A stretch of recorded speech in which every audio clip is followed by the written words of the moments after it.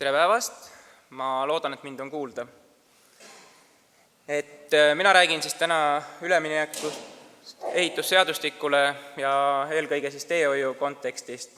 Kui ma seda ettekannet tegin, siis ma mõtlesin tükk aega, et kuidas mul õnnestub 15 minutiga rääkida nii ehitusseadustikust, määrustest kui ka järgmise aasta tegevustest. Ja nii see kujunes siis, et ma panin kirja lihtsalt kõige üldisemad märksõnad ja proovisin mõelda siis, et siin leiaks äratundmisrõõmu nii avalik sektor kui ka erasektor, nii projekteerijad, nii ehitajad, nii omanikujärelevalve tegijad ja ka kõik ülejäänud. Aga hästi kiiresti siis teema juurde, et kõigepealt ma räägin ehitusseadustikust ja konkreetselt ehitusseadustikuga kaasnenud muudatustest. Järgmiseks ma räägin teehoiumäärustest, et kuna jõustus ehitusseadustik ja sellega tunnistati teeseadus kehtetuks, siis seoses sellega tunnistati ka kõik teehoiumäärused automaatselt 1. juulist kehtetuks. Kuigi me üritasime leida mitmeid lahendusi, pakkusime välja, kuidas saaks teha niimoodi, et need teehoiumäärused, mis olid teeseaduse alusel, kehtiksid edasi, siis juristid leidsid, et ainukene korrektne lahendus on see, et kõik need määrused tuleb kehtestada ehitusseadustiku alusel uuesti. See tähendab siis, et me pidime koostama kõik määrused uuesti terviktekstiga, koos seletuskirjaga ja läbi tegema kooskõlastusprotseduuri ehk nagu täiesti uue määruse koostamine oli. Kuigi sisuliselt väga palju ei muutunud ja paljudes valdkondades ei muutunudki midagi. Ja lõpuks siis ma räägin järgmise aasta tegevustest, et kuna on aasta lõpp ja ka meil on tööplaani koostamine järgmiseks aastaks kavad, siis ma tutvustan mõningaid mõtteid. Konkreetsemalt siis ehitusseadustikust. Ehitusseadustiku eesmärk oli ehitusõiguse kodifitseerimine. Selleks vaadati erinevaid ehituse valdkondasi ja prooviti neid ühtlustada. Selle tulemusena kujunes välja siis ehitusseadustiku 4 põhimõtet, ohutuse põhimõte, keskkonnasäästlikkuse põhimõte, asjatundlikkuse põhimõte ja hea tava, mis kehtivad siis kogu ehitusvaldkonnas. Lisaks on siis üldised nõuded näiteks ehitisele, ehitamisele, ehitise dokumenteerimisele, projekteerimisele, samamoodi isikute kohustused, et omanikujärelevalve kohustused, sõltumata sellest, kas siis tegeletakse hoone ehitamise või teede ehitamisega, on mõned põhimõtted ühtsed. Suur osa ehitusseadustikust on ka nii-öelda menetlusprotseduuride sätestamine, et näiteks projekteerimistingimuste peale on kulutatud päris palju lehekülgi, kuidas käib ehitusloa menetlus, kasutusloa menetlus, uued instrumendid teede kontekstis, ehitusteatis, kasutusteatis. Lõpuks siis on ehitusseadustikus veel kõigi valdkondade kohta ühtsed nõuded kaitsevööndi kohta ja riiklik järelevalve. See on üldine ülevaade, mis see ehitusseadustik sisaldab. Ja konkreetsemalt ma tahtsin ära markeerida täna kõigepealt siis ettevõtteid puudutava muudatuse.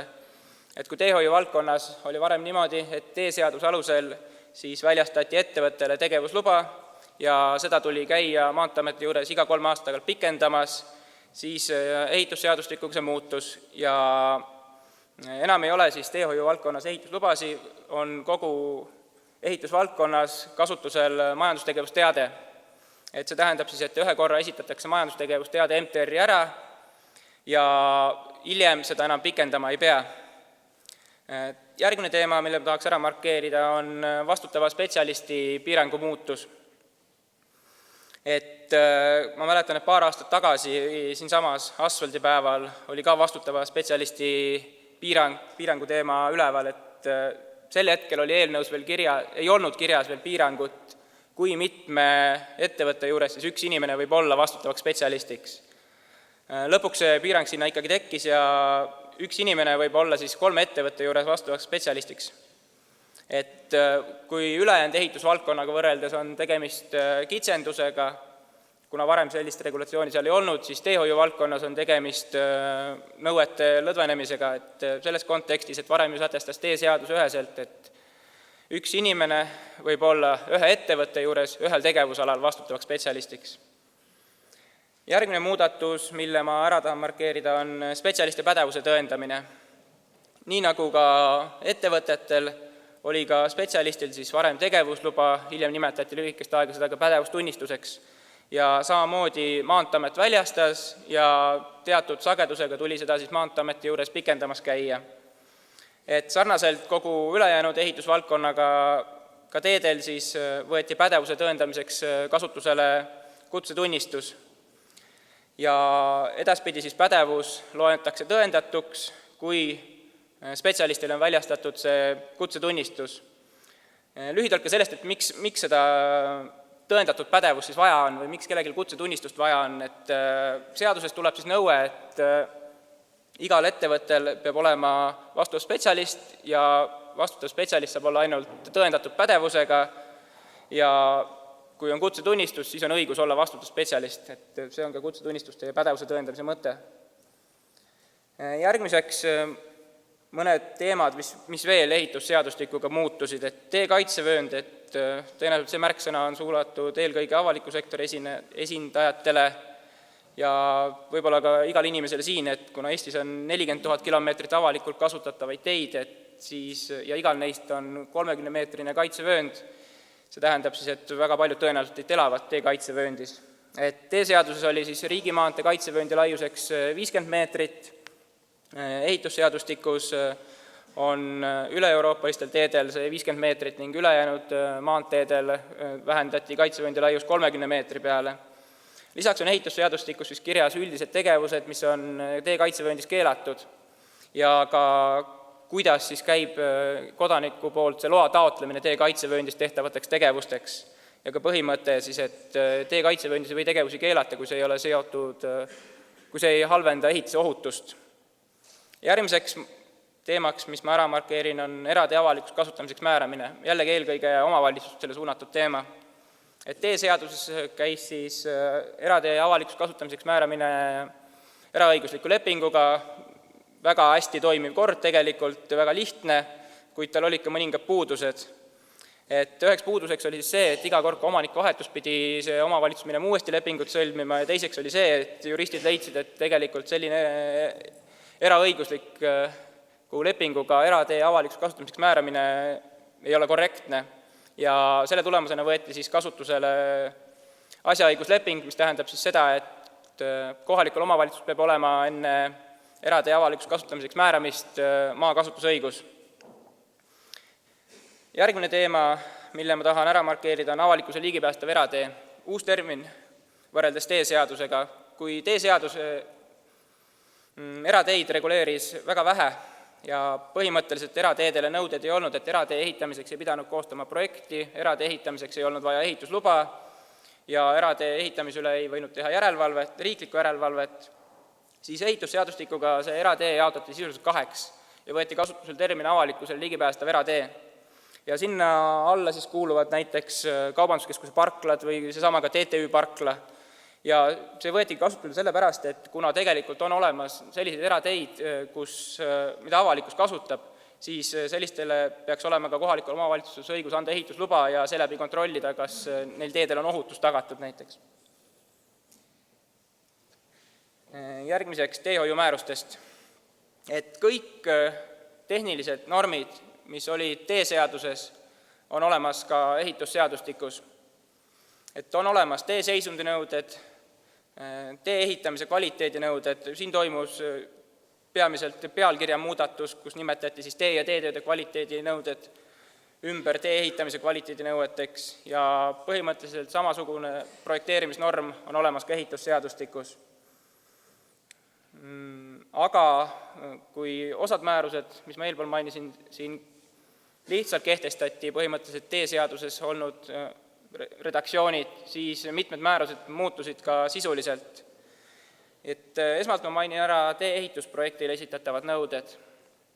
Et seda määrust me tegelikult koostasime juba eelnevalt pikemat aega ja seal määruses siis ühtlustasime need projekteerimisstaadiumid ülejäänud ehitusvaldkonnaga, et räägime ka edaspidi teedel siis eelprojektist, põhiprojektist ja tööprojektist. Seal määruses on öeldud, et ehitusluba väljastatakse põhiprojektile, seal määruses on välja toodud ka, millised nõuded siis kehtivad põhiprojektile, et millised nõuded kehtivad põhiprojekti seletuskirjale, mis teemasid tuleb põhiprojekti seletuskirjad käsitleda ja samamoodi ka, et mis teemasid tuleb joonistel käsitleda. Et sellised konkreetsed nõuded, et asendiplaanisel joonisel tuleb kujutada restkaeve ja liiklusmärke, et selliseid nõudeid ei ole, kuid pigem on just kehtestatud põhimõtted, et mis teemasid peab käsitlema. Järgmised 3 määrust, ehitamise, dokumenteerimise nõuded, omaniku järelevalve määrus ja nõuded ehitusprojekti ekspertiisile, et neid määrusi iseloomustab üks märksõna ja see on siis kodifitseerimine nii-öelda. Et kui varem olid kõik need 3 määrust olemas nii teeseaduse alusel, mis kehtisid teedele, kui ka ehitusseaduse alusel, mis kehtis siis ülejäänud ehitusvaldkonnale, siis ehitusseadustikus pandi need kõik määrused kokku, kuna leiti, et need nõuded erinevate valdkondade vahel ei ole niivõrd erinevad. Et selle tulemusena siis võeti välja näiteks omaniku järelevalve määrusest mõned nõuded, mis seal olid olnud, kuid väga praktikas ei töötanud, et näiteks omaniku järelevalve peab olema 6 aega enne ehitusprojekti ehitamise algust valitud juba, siis nõuded ehitusprojekti ekspertiisile. Et seal ma tahan mainida ära veel selle teema, et kui varem teeseaduse alusel siis ei olnud kohustust mitte kordagi ekspertiisi teha, vaid iga kord teeomanik otsustas, kas ekspertiis on vajalik, siis ehitusseadustikuga toimus siin muudatus ja uuenduseks on siis see, et uue silla, viadukti ja tunneli rajamisel tuleb koostada selle ehitusprojektile ekspertiis. Ja samamoodi ka olemasoleva tunneli, silla, viadukti rekonstrueerimiseks, kui muudetakse kandekonstruktsioone. Veel teehoiumäärustest, et mõningad määrused kadusid ära, mis varem olid, et üheks neist on kaitsevööndi määrus. Tõenäoliselt enamus teist ei ole sellega kokku puutunud isegi mitte kunagi. Teiseks määruseks, mis ära kadus, on teetööde kirjeldusel esitatavad nõuded. Selle määruse väärtus oli see, et ta tõmbas piiri, millisteks tegevusteks on vaja koostada projekt ja milliseid tegevusi võib teha lihtsamalt. Et lihtsamalt võis siis teha näiteks ülekatte ehitamist, pindamist ja muid sarnaseid töid. Ja kui võis lihtsamalt teha, siis ei olnud vajalik ka väljastada ehitusluba, nii et projekteerimise protsessi aitas see oluliselt lühemaks teha. Kuna aga kodifitseeriti ja üheski teises valdkonnas ei ole kasutusel sellist nii-öelda lihtsustatud projekti ehk teetööde kirjeldus, siis kodifitseerimise raames jäime ka teehoius sellest ilma. Aga olukorra lahendamiseks siis tuli uus määrus, tee ehitamise ja korrashoiuterminid. Et määruse mõte on sama, nagu oli teetööde kirjeldustel, et aidata tõmmata see joon sinna, millisteks tegevusteks on vajalik koostada ehitusprojekt ja milleks on vajalik ehitusluba ja teiselt poolt siis öelda, et millised on need tegevused, milleks ei ole vajalik koostada nõuetekohast ehitusprojekti ja läbida seda ehitusloa menetlust. Et sarnaselt teetööde kirjeldusega siis sinna alla sai mahutatud näiteks pindamine ja ülekatete ehitamine ja kõnniteede remont. Uueks määruseks teiseks on kvalifikatsiooni tõendamisega määrus.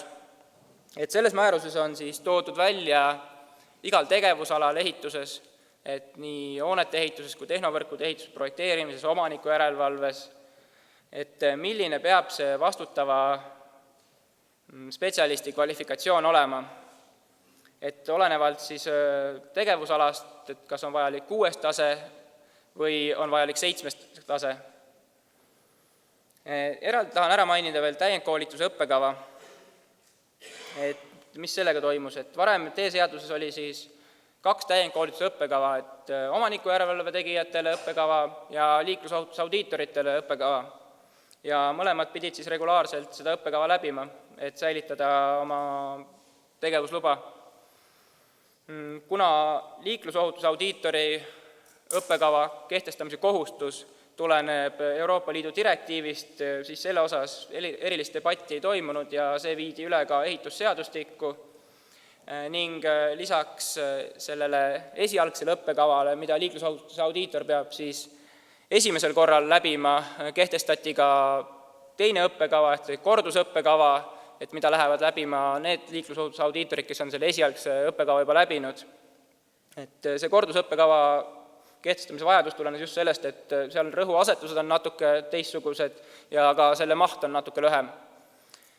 Et kui liiklusohutuse audiitori koolituskursuse õppekavaga läks lihtsalt, siis omaniku järelevalve õppekavaga nii lihtsalt ei läinud, et kuna jällegi ülejäänud ehitusvaldkonnas mitte kusagil ei ole seaduse tasandil sätestatud kohustust, et minister peab kehtestama määrusega ühe täiendkoolituse õppekava ja spetsialistid peavad seda siis regulaarselt läbima, siis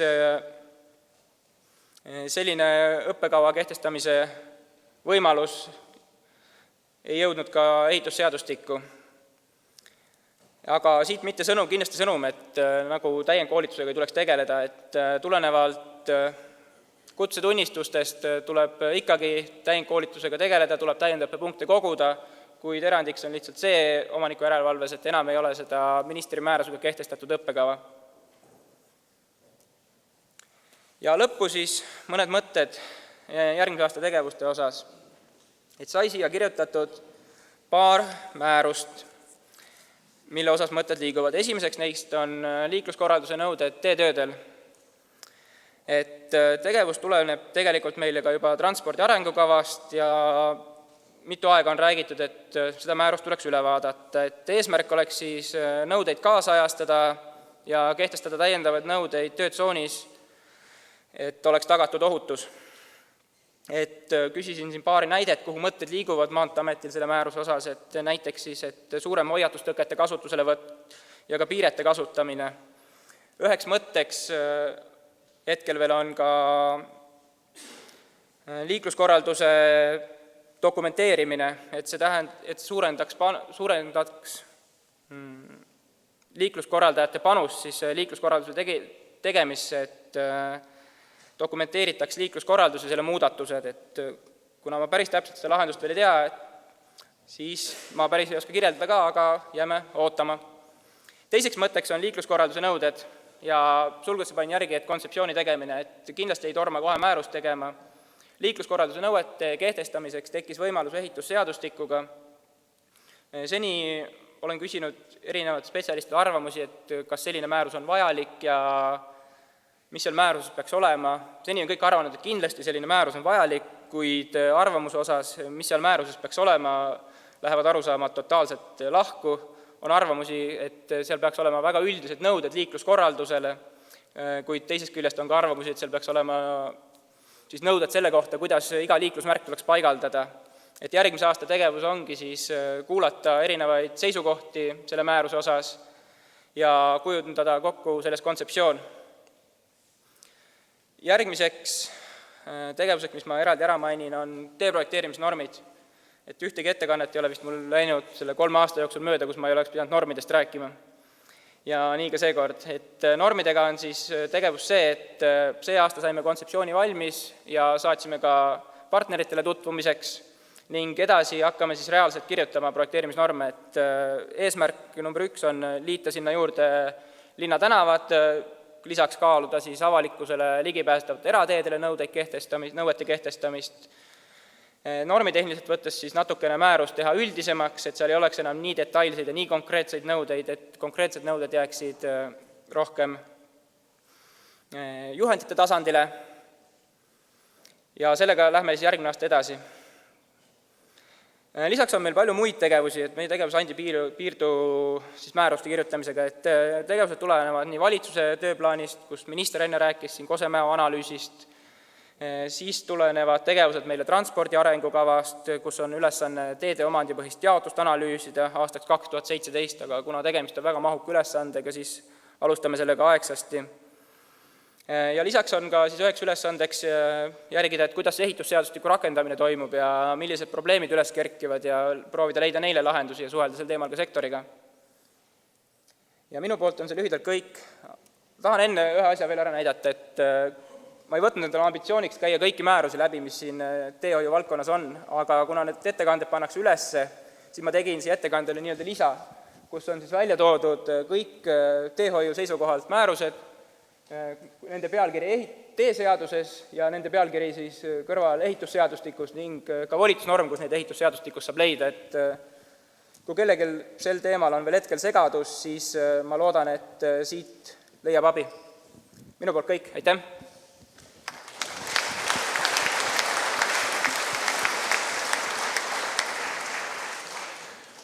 Aitäh Laurile. Kas on tekkinud saalil küsimusi? Ja palun.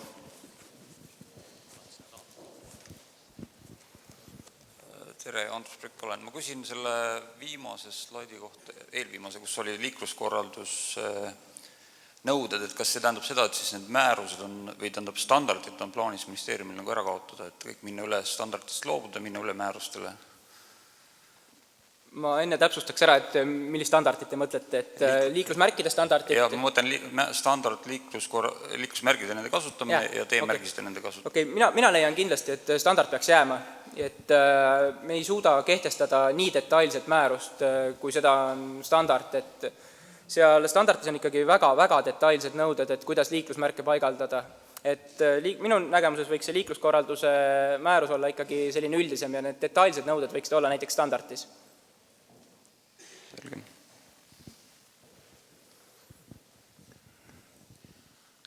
Veel küsimusi?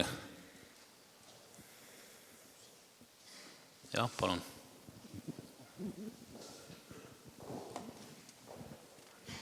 Andres Piibeleht Maanteeametist, et mainisid, et määrus tee- ja teekaitsevööndi kasutamine ja kaitsmine ja selle nõuded, et kadus ära, et kas on plaanis need nõuded kuskile teise määrusse ümber kirjutada või kust neid võiks leida? Okei, et teekaitsevööndi kohta nii palju, et see kehtiv määrus tegelikult oli suures osas teeseaduse kopeerimine, et normitehniliselt mitte kõige õnnestunum. Et ehitusseadustikus on päris palju kaitsevööndi kohta toodud juba seaduses endas, et vähemalt üldised põhimõtted juhindumiseks. Ja tuleb vaadata ka, milleks on ehitusseadustikus volitusnorm antud, et volitusnorm on antud tegelikult ehitise kaitsevööndi ulatuse sätestamiseks, mis teede koha pealt on juba seaduses tehtud, siis on volitusnorm soovitusteks tegutsemiseks kaitsevööndis, mille piirangud on toodud ka juba tegelikult ehitusseadustikus. Ja kolmandaks on seal volitusnorm siis kaitsevööndi tähistamise nõuete kehtestamiseks, et ma ei ole kordagi kuulnud, et oleks päevakorral see teede kaitsevööndi tähistamine, aga minu pärast võib sel teemal täitsa diskuteerida, et kui sektor leiab, et selline määrus on vajalik ja suudab ka konkreetseid nõuteid tuua, mis seal määruses peaks olema, siis arutame seda asja.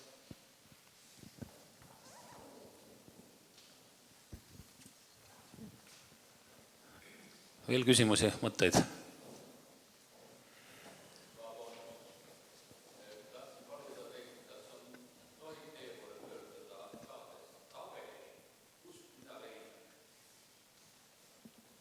Aga nii, see tabel, ma loodan, et läheb üles Asfaldiliidu kodulehele, et ja kui ei lähe, siis võite mulle kirjutada ja ma saadan.